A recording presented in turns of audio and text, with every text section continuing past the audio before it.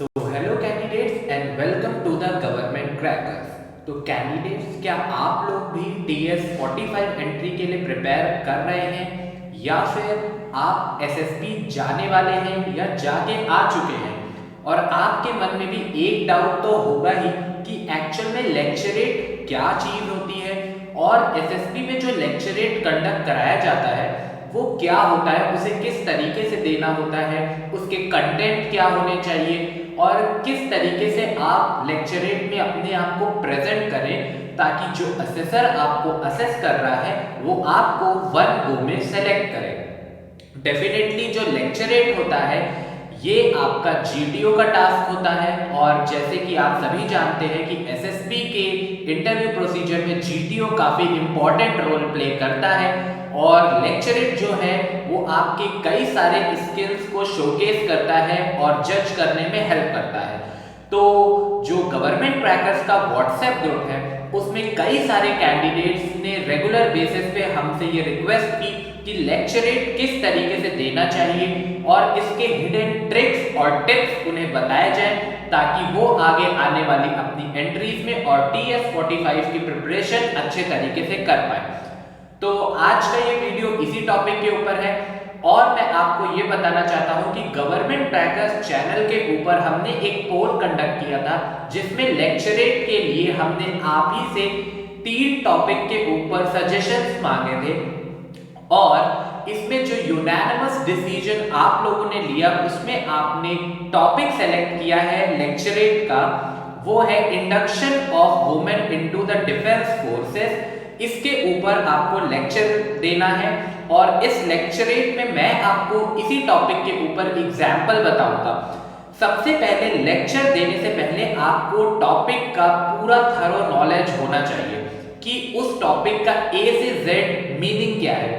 Then उसके pros और cons आपको पता होने चाहिए। Then you need to decide कि आप उसके फॉर में बोलने वाले हो या अगेंस्ट में बोलने वाले हो। इट्स नॉट अ डिबेट, पर आप किसी भी टॉपिक के पॉजिटिव सेंस में भी बोल सकते हो, किसी के नेगेटिव सेंस में भी बोल सकते हो। तो ये आपको पहले से डिसाइड कर लेना है। देन आपको ये सब डिसाइड करने के लिए ओनली 2 to 3 मिनट्स मिलते हैं और इसके बाद आपको अपने कंटेंट को ऑर्गेनाइज करना है और लेक्चरेट देना है। तो आज मैं आपको सबसे पहले इस टॉपिक के ऊपर किस तरीके से लेक्चरेट देना है इसका पूरा कंटेंट मैं आपको दिखाऊंगा। जो गवर्नमेंट क्रैकर्स का कंटेंट है वो मैं आपको दिखाऊंगा। देन उसके बाद फिर आपको इन शॉर्ट में लास्ट में बताऊंगा कि कैसे आप उस कंटेंट को कंपाइल अप करके किस तरीके से अपने आप को लेक्चरेट में प्रेजेंट कर सकते हैं। तो चलिए आगे बढ़ते हैं और डिस्कस करते हैं ये सारी चीजें। सो कैंडिडेट्स, गवर्नमेंट क्रैकर्स के YouTube चैनल को अगर आपने अभी तक सब्सक्राइब नहीं किया है तो आप इसे सब्सक्राइब कर लीजिए और नोटिफिकेशन बटन को प्रेस करना मत भूलिएगा, क्योंकि अगर आपने नोटिफिकेशन बटन को प्रेस नहीं किया तो आगे आने वाले इंपॉर्टेंट अपडेट को आप मिस आउट कर जाएंगे। और अगर वीडियो आपको अच्छी लगती है तो आप थम्स अप या लाइक भी दे सकते हैं। सो कैंडिडेट, सबसे पहले SSB की जो बुक्स होती है उसके बारे में मैं डिस्कस करता हूं। तो ये गवर्नमेंट क्रैकर्स का कंप्लीट ई बुक का पैकेज है जो गवर्नमेंट क्रैकर्स अपने हर SSB के कैंडिडेट्स को ऑफर करता है। इसी बुक के पैकेज में जो आज मैं आपको कंटेंट दिखाने जा रहा हूं वो होगा 500 प्लस लेक्चरेट टॉपिक वाली बुक से, जो कि है induction of women into the SSB। इसी तरीके के और बहुत सारे इंपॉर्टेंट टॉपिक जो SSB में लेक्चरेट के होते हैं वो इस बुक में ऑलरेडी अवेलेबल है और आप इसमें जाकर के बहुत अच्छे तरीके से प्रैक्टिस और रिवाइज कर सकते हो। इसी तरीके से SSB में होने वाले और बहुत सारे डिफरेंट तरीके के टेस्ट होते हैं और उन टेस्ट के ऊपर स्पेशलाइज ये बुक का पैकेज है। अगर आपके पास मटेरियल नहीं है और आप थरोली प्रिपेयर करना चाहते हो तो आप इस पैकेज को लेकर के अपनी प्रिपरेशन स्टार्ट कर सकते हो। Then also government crackers is also providing you the SSB के video lectures which is 50 plus video lectures की कंप्लीट सीरीज जिसमें A से Z आपको हर चीज के बारे में बताया जाएगा। तो अगर आप इस चीज के बारे में अवेयर नहीं है और आपको इस प्रोसीजर के बारे में नहीं पता है तब भी आप अप्लाई कर सकते हो। गवर्नमेंट क्रैकर्स का मेन मोटो है कि जितने भी हमारे कैंडिडेट्स हैं जो मेनली रूरल बैकग्राउंड से आते हैं, उनके पास इंग्लिश कम्युनिकेशन की बहुत अच्छी कमांड नहीं है, वो बड़े हाई स्कूल्स में नहीं पढ़े हैं, उनके पास बहुत ज़्यादा एक्सपर्टीज नॉलेज नहीं है, पर बिल्कुल भी डरने की जरूरत नहीं है। Everything depend upon your attitude. अगर आपका एटीट्यूड राइट है तो आप इस इंटरव्यू को डेफिनेटली क्रैक कर सकते हो। और गवर्नमेंट क्रैकर्स का मेन मोटो ऐसे ही स्टूडेंट्स को हेल्प आउट करने का है, तो कंटिन्यूअसली हम आपको हेल्प प्रोवाइड करते रहेंगे। बाकी आपकी हार्डवर्क आपके ऊपर डिपेंड करता है कि आप कितना हार्डवर्क करते हो। बाकी पूरा का पूरा स्ट्रेटेजी प्लान और किस तरीके से प्रिपेयर करना है material, we all are providing to you at our best level. आगे भी फ्यूचर में आने वाले जो इंपॉर्टेंट अपडेट्स होंगे वो हम आपको देते रहेंगे। तो कैंडिडेट जो भी मटेरियल आप लोग ले रहे हैं उसके बारे में भी एक क्वेरी आई थी, वो मैं पहले ही बता देता हूं कि कई सारे कैंडिडेट्स ने पूछा कि ये मटेरियल उन्हें जम्मू एंड कश्मीर में अवेलेबल होगा या फिर जो अंडमान निकोबार में रह रहे क्या उनको अवेलेबल होगा। तो मैं आपको यहाँ पर यही एग्जाम्पल दे रहा हूँ कि ये पूरा का पूरा material across the India available है। Okay, across all India, across all India government crackers की सर्विसेज अवेलेबल है। 24/7 सर्विसेज अवेलेबल रहती है गवर्नमेंट क्रैकर्स की। आप बस अपना जो फोकस है वो स्टडी के ऊपर रखिए, बाकी सारा असिस्टेंस प्रोवाइड करने की गारंटी जो है वो गवर्नमेंट क्रैकर्स की है।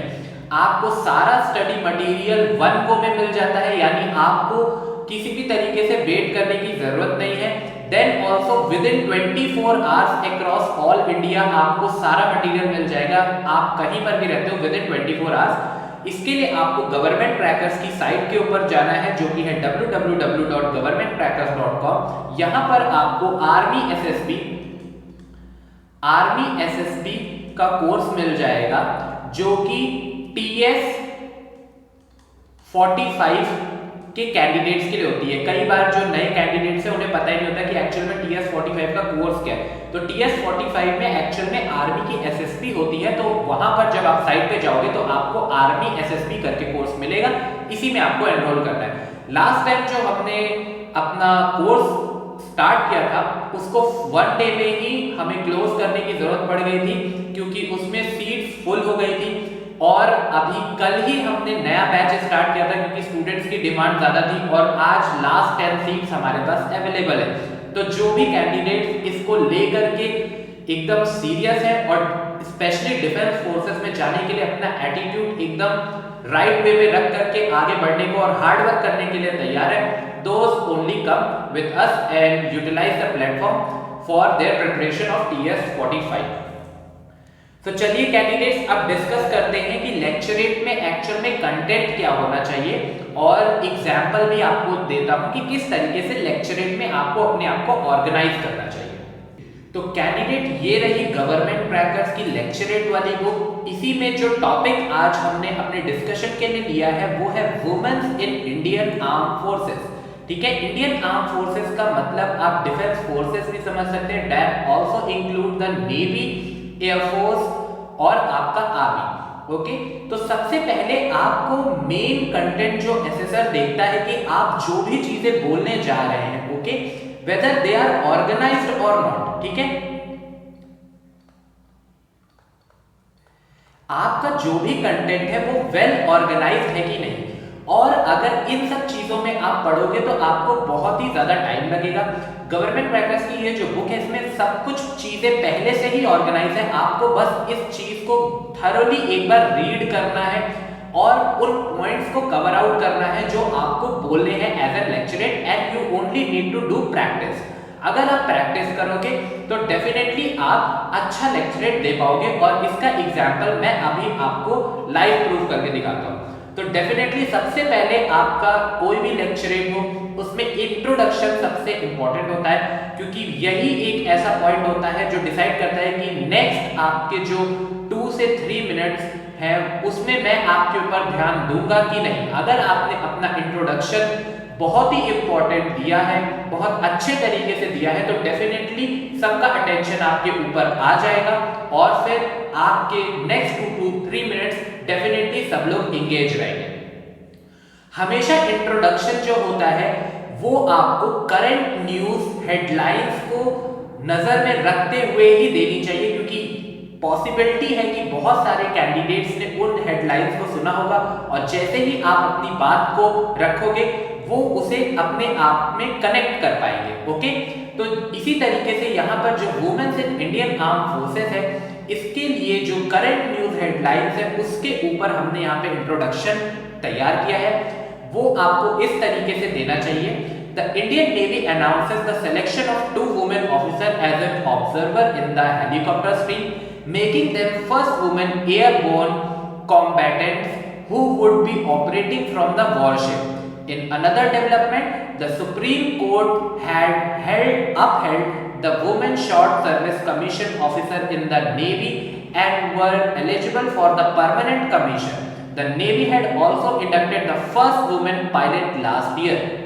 डेफिनेटली आपके इंट्रोडक्शन से ही आपकी थॉट पूरी तरीके से क्लियर हो गई है कि आप इसके फॉर्म में बोलने जा रहे हो, और इसके लिए आपने शुरुआत में ही कंक्रीट एग्जाम्पल रख दिए हैं जो कि सुप्रीम कोर्ट के अथॉरिटी के थ्रू भी आपने रखा है।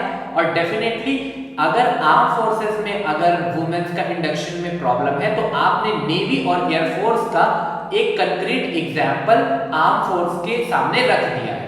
तो चलिए अब नेक्स्ट आपके पास क्या प्रॉब्लम है उसके ऊपर डिस्कस करते हैं। तो यहाँ पे सबसे पहले मैं पूरा का पूरा कंटेंट डिस्कस कर दे रहा हूँ, इतना सब आपको बोलने की जरूरत नहीं है, पर डेफिनेटली इसके बारे में आपको पता होना चाहिए, क्योंकि इंटरव्यू में भी आपसे पॉसिबिलिटी है कि ये क्वेश्चन पूछे जा सकते हैं, क्योंकि ये करंट अफेयर के टॉपिक्स है, तो इंटरव्यू में भी डेफिनेटली आपसे पूछे जा सकते हैं।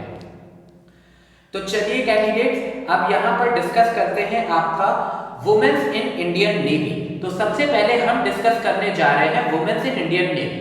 तो फर्स्ट यहाँ पर आता है all wings of Indian armed forces allow women in combat role, junior rank and combat supervisory role as an officer except Indian army support role only the special forces of India.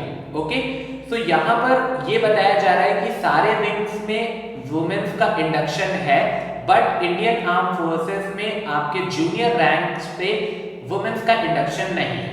Then इसके बाद आपको कुछ statistical figures भी देनी चाहिए अपने points को valid में प्रूव कराने के लिए, क्योंकि डेफिनेटली अगर कोई और भी बोलता है उस टॉपिक के ऊपर या फिर ये ग्रुप डिस्कशन में इस तरीके का टॉपिक आता है, तो आपको अपने पॉइंट को वैलिड प्रूव करने के लिए कुछ स्टैटिस्टिक्स भी देनी चाहिए। तो यहाँ पर है Indian air force has 13.09 and 8.5%। Okay, तो यहाँ पर जो पहला डेटा है वो 2018 का है और जो लास्ट डेटा है वो 2014 का है। तो यानी इंडियन एयरफोर्स में करंटली 13.9% वुमेन का इंडक्शन है, जो कि 2018 के डेटा के रिलेवेंस में है, और 8.5 2014 में था। सिमिलरली नेवी में 6% करंट है और 14 में ये 2.8% पे था। आर्मी में भी इंक्रीज हुआ है, लेकिन काफी कम लेवल पे इंक्रीज हुआ है। आप देख सकते हो कि आर्मी में करंटली 3.80% है और 14 में 3% था। ये डेटा 2018 और 2014 के रिस्पेक्ट में है। देन अब यहाँ पर आप बिगनिंग यानी हिस्ट्री में जाकर के चीजें बता रहे हो, और इससे ये दिखाई देता है कि आपके पास प्रॉपर नॉलेज है टॉपिक की। So prior to the 1992 women officers were inducted in the navy only in the medical streams from the arm force medical services. From 1992, the Navy started induction of the women initially through a special entry scheme and later through the Short Service Commission in only selected branch of Navy। तो यहाँ पर आपको important point ये note करना है कि 1992 में first time women को इंडक्ट करने के बारे में इंडिया में सोचा गया था। देन नेवी ऐसी ब्रांच थी जिसने सबसे पहले वुमेन को इंडक्ट किया था। इसके लिए उन्होंने एक स्पेशल एंट्री स्कीम भी बनाई थी, लेकिन उसके बाद उन्होंने इसे शॉर्ट सर्विस कमीशन में चेंज किया और उसके बाद फिर इसे रिमूव भी कर लिया गया, क्योंकि इसमें कुछ प्रॉब्लम उन्हें फेस करने को आई। तो अब डिस्कस करते हैं वो क्या प्रॉब्लम उन्हें फेस करने को आई। ओके, तो यहां पर अब फर्दर टॉपिक्स को डिस्कस करते हैं। तो जो करंटली इस वक्त इंडियन नेवी में वुमेन्स का इंडक्शन है वो कई सारी एलाइड ब्रांचेस में है, और अगर आप इसका एग्जाम्पल देते हो तो इससे पता चलता है कि आपके पास थरो नॉलेज है, like traffic controller, observer, law, logistic, education, naval architecture, pilot in maritime reconnaissances stream only and the naval armament inspectorate. Okay, तो इतने सारे ब्रांचेस में वुमेन्स का इंडक्शन है। अब इसमें आपको ये ध्यान देना है कि कई सारे आप याद नहीं कर पाओगे, पर जितने ज्यादा आप याद करो उतने ही अच्छे हैं। Next, it need to be noted like in the army and the air force, women are currently only inducted as a commission officer and not in other rank which are the category of junior commission officer or non commission officer। तो ये ध्यान में रखने वाली बात है कि army और एयरफोर्स में इस वक्त जूनियर कमीशन ऑफिसर और नॉन कमीशन ऑफिसर्स की पोस्ट पे कोई भी वुमेन को इंडक्शन नहीं मिला है, बट ऑफिसर्स की रैंक पे वुमेन्स का इंडक्शन है। In the early 2000 women officers from the medical and the logistic stream were deployed on board naval ship, while these deployment went on only for 4-5 years, they were discontinued for the various reasons. अब इन reasons के बारे में जानेंगे। Mainly आप ये कह सकते हो कि नंबर 1 में वुमेन के इंडक्शन में आपका नेवी है, देन उसके बाद एयरफोर्स है, एंड देन उसके बाद आर्मी का नंबर आता है। तीनों की अपनी अपनी इंपॉर्टेंस है और तीनों की जो थ्रेट लेवल है और काम करने का तरीका है टोटली डिफरेंट है, तो इनके पास कुछ अपने रीजंस हैं वुमेन्स का इंडक्शन ना करने के लिए, वो हम अभी डिस्कस करते हैं।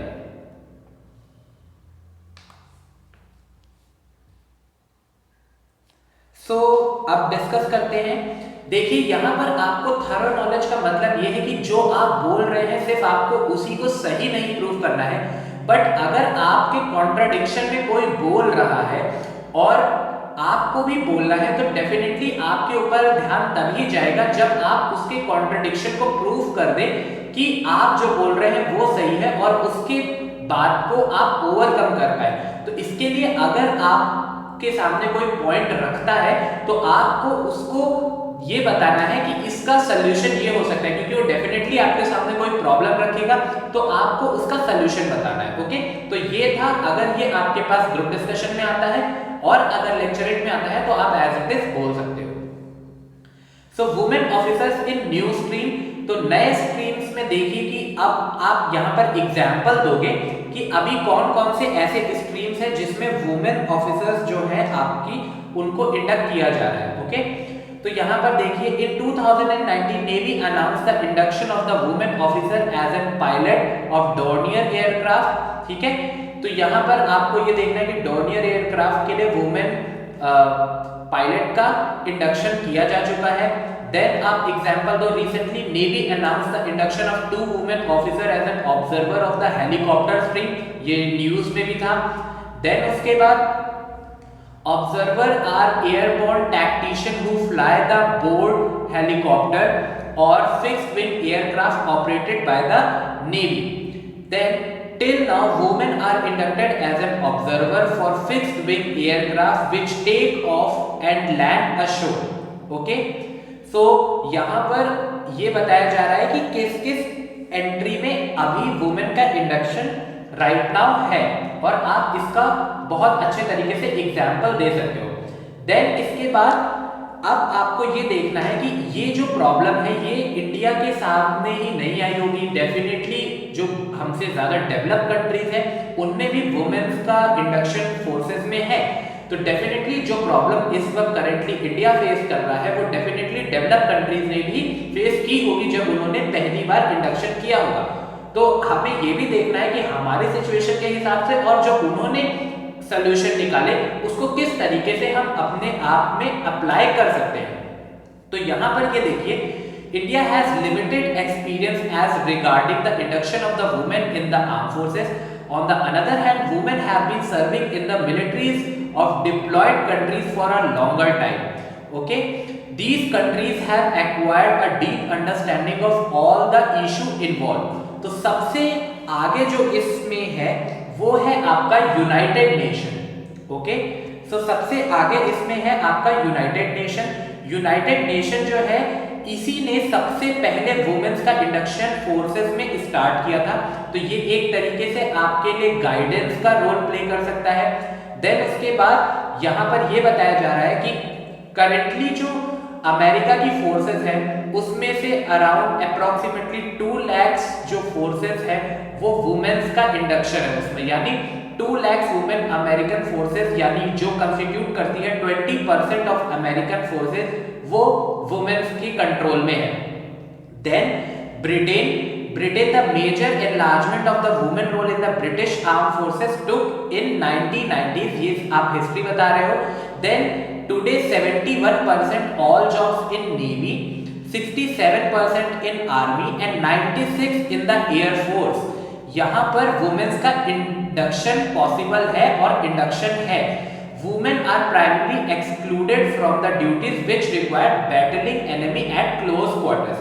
तो डेफिनेटली जो क्लोज क्वार्टर में बैटल होता है एनिमी के साथ, वहां पे वुमेन्स का इंडक्शन नहीं है, बट बाकी ब्रांचेस में वहां पर इंडक्शन है। सिमिलरली यहाँ पर एक एग्जांपल कनाडा का भी है, आप लोग इसे बाद में रीड आउट कर लेना, वहां पर आपको ये सारी चीजें मिल जाएगी। ओके, बुक जिनके पास है वो बुक से जाकर के एक बार पढ़ लेंगे ये सारे टॉपिक्स, ठीक है, तो आपके कवर हो जाएंगे।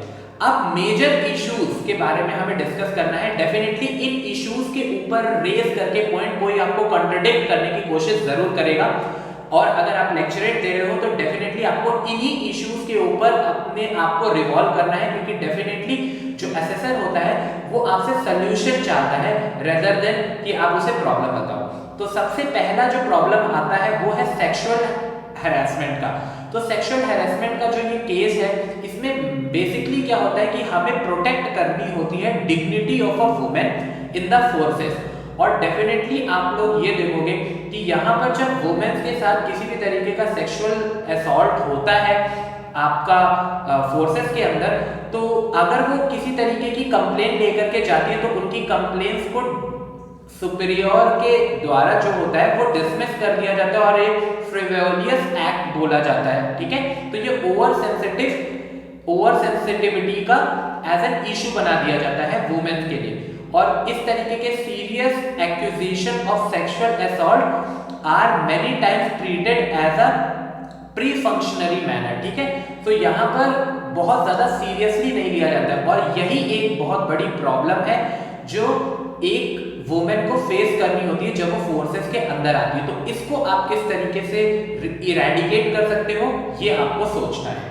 चलिए नेक्स्ट पॉइंट को डिस्कस करते हैं, low acceptance. Okay, so next point जो आपको बोलना है वो है लो एक्सेप्टेंस। तो लो एक्सेप्टेंस का मीन्स क्या होता है कि women's in the military has not been smooth in any country. Okay, किसी भी कंट्री के लिए ये इजी नहीं था। Every country has to contend with the susceptic who consider it to be the counterproductive program. They tend to view it as a political gimmick to flaunt sexual equality or the best a necessary liability. Additional, every country has to mold the attitude of the society at large and male soldiers in particular to enhance the acceptability of the women in the military.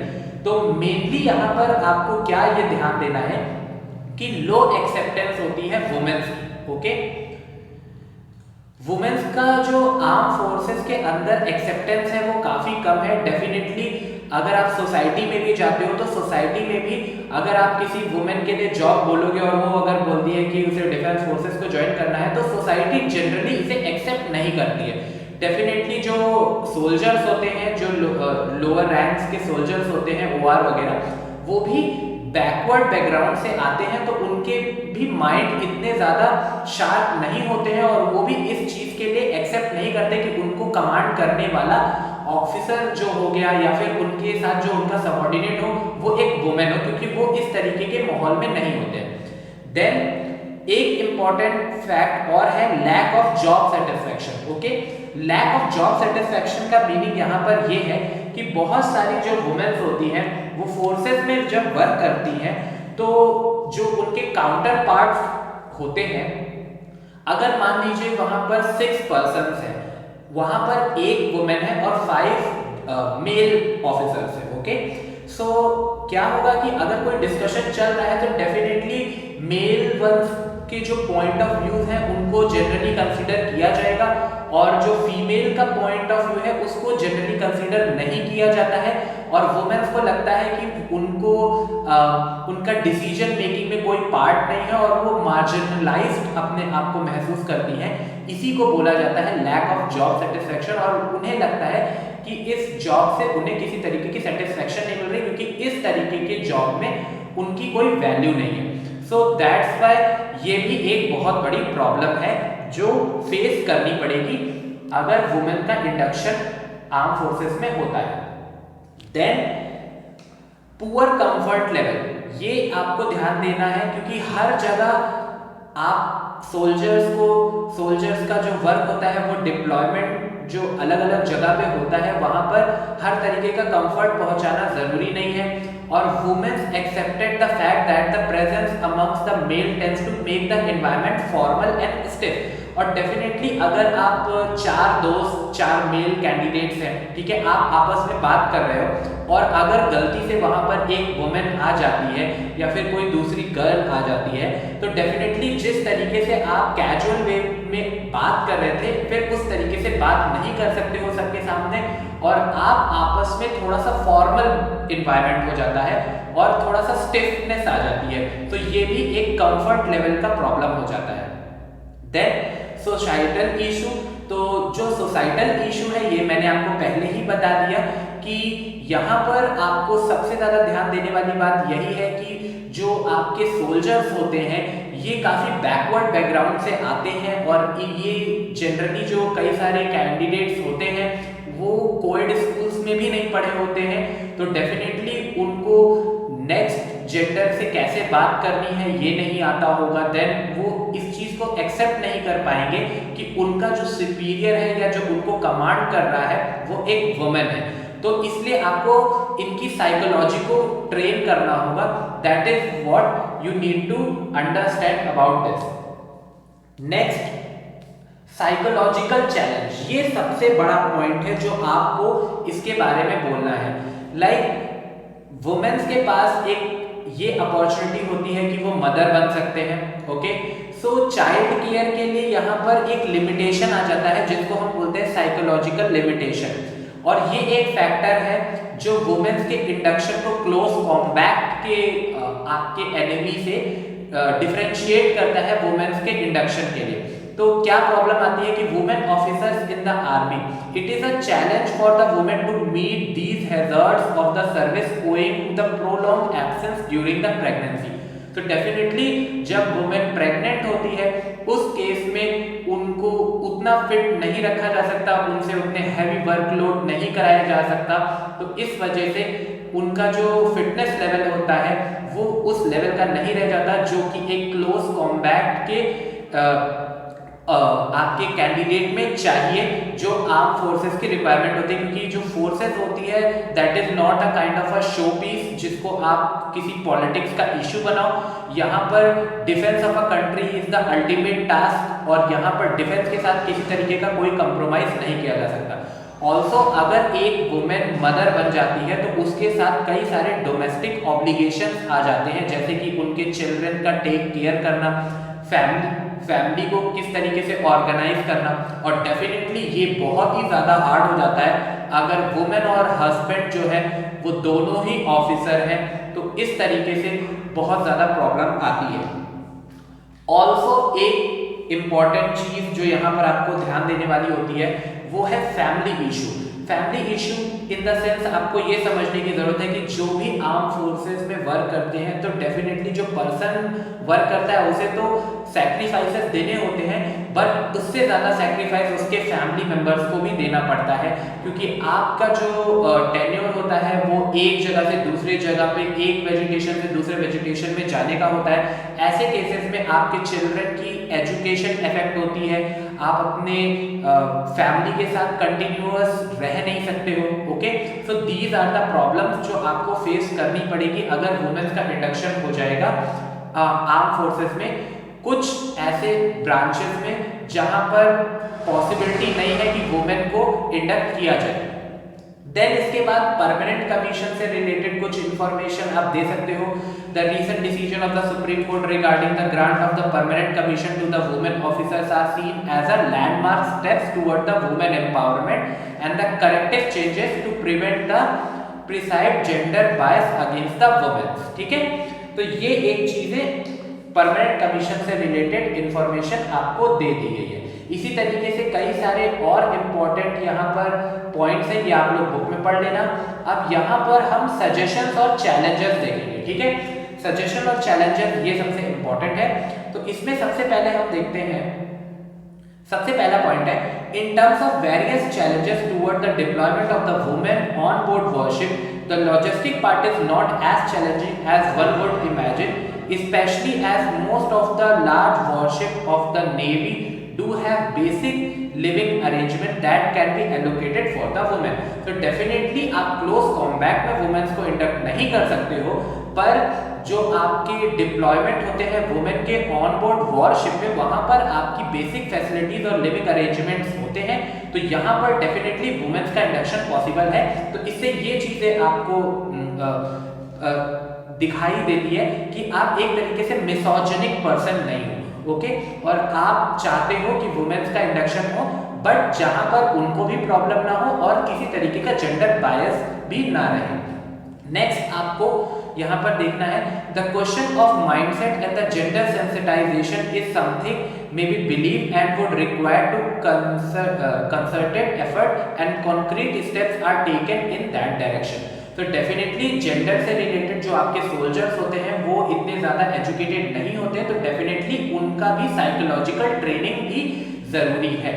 Next point आप क्या बोल सकते हो, the development will have to be actually result in more women coming into the operational stream and new stream being open for the women in coming days. Definitely challenges बहुत ज़्यादा बढ़ रहे हैं, तो डेफिनेटली कई सारे और स्ट्रीम्स भी इंडक्ट होंगे, तो उन स्ट्रीम्स में और हमें एक बार कंसिडर करने की ज़रूरत है कि कौन कौन से ऐसे स्ट्रीम्स हैं जिनके ऊपर वुमेन का इंट्रोडक्शन होना आसान है। फॉर एन एग्जाम्पल आप उन्हें कॉम्बैक्ट रोल में नहीं कर सकते, तो आप उन्हें लॉजिस्टिक, एडमिनिस्ट्रेटिव, एजुकेशनल ब्रांच, इस तरीके के कई सारे और ब्रांचेस में इंडक्ट डेफिनेटली कर सकते हो, और इसमें वुमेन्स का इंडक्शन हो भी रहा है और वो काफी अच्छा परफॉर्म कर रहे हैं। ओके, और क्या इंपॉर्टेंट चैलेंज है, some are also concerned that too much media and the public attention to these new entrant can be unwanted pressure on them। ठीक है, तो डेफिनेटली अगर किसी वुमेन का इंडक्शन किसी नई स्ट्रीम में किया जाता है और इस पे अगर टू मच मीडिया या पब्लिसिटी होती है, तो वुमेन्स के ऊपर भी एक प्रेशर बढ़ता है कि उन्हें अपने आप को प्रूव करके दिखाने की जरूरत है, और उनके ऊपर एक प्रेशर क्रिएट होता है जो कि नहीं होना चाहिए। Okay, next, no one can deny that the women officer have a concession in the physical standard। definitely उनके साथ थोड़ा सा concession होता है during the recruitment in the battle physical efficiency test and are generally given soft appointment with due consideration to hygiene sensitivities and privacy issue while accommodating them। तो definitely ऐसे किसी जगह पे women को induct करना possible नहीं होगा, क्योंकि जब आप किसी वुमेन को इंडक्ट करते हो और आप उन्हें किसी जगह पे पोस्ट करते हो, तो कई सारी चीजें आपको ध्यान में रखनी होगी, जैसे कि आपको उनकी हाइजीन का प्रॉपर ध्यान रखना होगा, देन उनकी प्राइवेसी से रिलेटेड इशू जो होते हैं और उनको एकोमोडेशन अलग से प्रोवाइड करना होगा, ये सारे इशू और उनकी सेंसिटिविटी, ओके, इसका भी ध्यान रखना होगा। तो ये सारी चीजें आपको ध्यान रखनी होगी, और किसी रफ टेरेन में ये सब चीजें पॉसिबल नहीं होती है। देन ऑल्सो नेक्स्ट पॉइंट है, while women officer appreciated the support of many male military leaders in this process, they also highlighted the resistance from the system as a whole. So system कई बार इस तरीके से work नहीं करता है, पर कई सारे जो काउंटर पार्ट मेल ऑफिसर्स होते हैं वो काफी ज्यादा हेल्प करते हैं, या कई सारे वुमेन ऑफिसर्स ने भी इसके बारे में बताया है। और अब सबसे इंपॉर्टेंट पॉइंट जो आपको यहाँ पर ध्यान देना है वो है, service in the armed forces require the commitment and sacrifice in which women officers would be handicapped. Okay, handicap क्यों बोला गया है, क्योंकि देखिए सर्विस में कमिटमेंट और रिक्वायरमेंट चाहिए होती है, क्योंकि आप अपनी कंट्री को गार्ड कर रहे हो। और अगर आपको क्लोज कॉम्बैट जो कई सारे पॉलिटिकल लीडर्स बोलते हैं या फिर फॉर वोट के लिए या फिर पब्लिसिटी के लिए बोलते हैं कि वुमेन्स को हम क्लोज कॉम्बैट में दे देंगे, देन इसमें एक इशू है, वो है कि prolong absence during the pregnancy में और मदरहुड और domestic obligations toward their children, ये सारे कुछ ऐसे वर्क हैं जो एक वुमेन को करने होते हैं। डेफिनेटली इनके काउंटर पार्ट मेल को भी करने होते हैं, पर वुमेन्स के ऊपर इस चीज का बर्डन ज्यादा होता है। और once they will be pregnant, उसके बाद फिर बायोलॉजिकल कुछ कंडीशंस आ जाती हैं और कुछ बायोलॉजिकल कंस्ट्रेंट भी हो जाते हैं कि उनका फिटनेस लेवल उस तरीके से गेन करना काफी मुश्किल हो जाता है। सो कुछ लोग तो कर लेते हैं, पर हर वुमेन ऐसा नहीं कर सकती, तो ये एक सीरियस इशू है जिसको आपको कंसीडर करना पड़ेगा। चलिए आगे अब मेन हम कंक्लूजन डिराइव करते हैं, तो यही आपको मेन इन सब पॉइंट का कंक्लूजन आता है कि it is an imprudent to consider it as an issue of equality और द सक्सेस और जेंडर बायस और even women liberation. Okay, so इसका सिंपल सा मतलब यही है कि आप बस इस तरीके से बोलो कि हमें तो वुमेन्स का जो ये सेक्स और ये जेंडर बायस होता है ये दूर करना है, देन ऑल्सो वुमेन्स के लिबरेशन के लिए, तो कहीं के और होने वाले किसी तरीके के आप असॉल्ट को आर्मी से नहीं जोड़ सकते हो। ओके, अगर किसी तरीके का कोई वुमेन्स के ऊपर किसी तरीके का एक तरीके से प्रॉब्लम अगर वो फेस कर रही हैं, अगर उनको इतना लिबरेशन नहीं है किसी और फील्ड में, तो आप डेफिनेटली उस फील्ड में उस चीज के बारे में बोल सकते हो। बट आर्म फोर्सेस एक ऐसी चीज है जहां पर आप दूसरे पॉलिटिकल इश्यूज को ना घुसाओ तो ज्यादा अच्छा होगा। Armed forces have been constituted with the sole purpose of ensuring the defense of a country. Okay, so main purpose जो armed forces का है वो किसी भी कंडीशन में इंश्योर करना है कि कंट्री की डिफेंस ऑलवेज मेंटेन रहे और अपने ऑप्टिमम लेवल पे रहे। All matters concerning defense to the country have to be considered in the disproportionate manner. ठीक है, तो किसी तरीके का इसमें पॉलिटिकल इशू नहीं आना चाहिए। Concern for equality in the sex और political expediency should not be influence the defence policy. तो डिफेंस पॉलिसी स्ट्रिंजेंट होनी चाहिए, इसमें किसी तरीके का आप पब्लिसिटी के लिए और पॉलिटिकल गेन के लिए अगर आप ये बोलो कि हम वुमेन्स का इंडक्शन क्लोज कॉम्बैट में कर सकते हैं, तो वहां पर पॉसिबिलिटीज नहीं हो पाएंगी। बाकी ऐसी बहुत सारी जगह है जहां पर आप वुमेन का इंडक्शन कर सकते हो। Okay, so this is all about जो हमने आपको यहाँ पर लेक्चर में प्रोवाइड किया। तो अब आपके पास पूरा का पूरा मटेरियल अवेलेबल है गवर्नमेंट क्रैकर्स के इस टॉपिक के ऊपर का। तो अब आप यहाँ पर देख सकते हो कि यहाँ पर आपको इंट्रोडक्शन मिल गया, फिर आपने थोड़ा सा बता दिया होगा। अब आपको सब कुछ नहीं बताना है, पर इनमें से अब आप कई सारी चीजों को बता सकते हो। देन उसके बाद वुमेन्स का इंडियन नेवी में क्या इंपॉर्टेंट रोल अभी है, क्योंकि नेवी ने ही सबसे पहले इसे किया था। देन कौन कौन सी स्ट्रीम्स में करेंटली वुमेन इंडक्टेड है, वुमेन ऑफिसर से रिलेटेड क्या नई चीजें इस वक्त चल रही हैं। देन उसके बाद इंडिया और वर्ल्ड में क्या सिनेरियो है करेंटली, और उसके बाद फिर मेजर इश्यूज जो है वुमेन से रिलेटेड जब वो आर्म फोर्सेस में इंडक्ट होगी। और फाइनली फिर आपको बताना है कि क्या चैलेंजेस हैं, आपने चैलेंजेस और सजेशंस दे दिए किस तरीके से आपको चीजें करनी होगी। देन उसके बाद आपने कंक्लूजन डिराइव कर लिया। तो इस तरीके से अगर आप स्टेप वाइज मैनर में चलोगे तो डेफिनेटली आप क्लियर कर सकते हो अपने लेक्चरेट को, और मुझे लगता है आपको ये टॉपिक काफी पसंद आया होगा। अगर आपको लगता है कि आपको और प्रैक्टिस की जरूरत है किसी और टॉपिक के ऊपर भी, आपको इस तरीके का लाइव लेक्चर चाहिए, तो आप गवर्नमेंट क्रैकर्स के व्हाट्सएप ग्रुप को ज्वाइन करके अपनी क्वेरी वहां पर डाल दीजिएगा और टॉपिक भी बता दीजिएगा, हम आपको और लाइव प्रैक्टिस करा देंगे। और बाकी आपके पास बुक अवेलेबल है, आप अपने आप को कोर्स में एनरोल कर लीजिए और आपको पूरी असिस्टेंस मिलेगी। बिल्कुल भी डरने की जरूरत नहीं है, एसएसबी आपके लिए इजी बनाने का काम गवर्नमेंट क्रैकर्स का है। तो चलिए कैंडिडेट्स, मिलते हैं अब नेक्स्ट वीडियो में विद और इम्पोर्टेंट अपडेट्स और इम्पोर्टेंट चीजों को लेकर के हम आपके सामने आएंगे। आगे आने वाली जो क्लासेस की वीडियोस होंगी वो सिर्फ गवर्नमेंट क्रैकर्स के सब्सक्राइबर्स को पता चलेगी और सिर्फ वही उसे देख पाएंगे। तो अगर आपने सब्सक्राइब नहीं किया तो आप सब्सक्राइब कर लीजिएगा ताकि आपको आगे आने वाली वीडियोस के भी अपडेट्स मिले। So for today that's all, thank you and जय हिंद।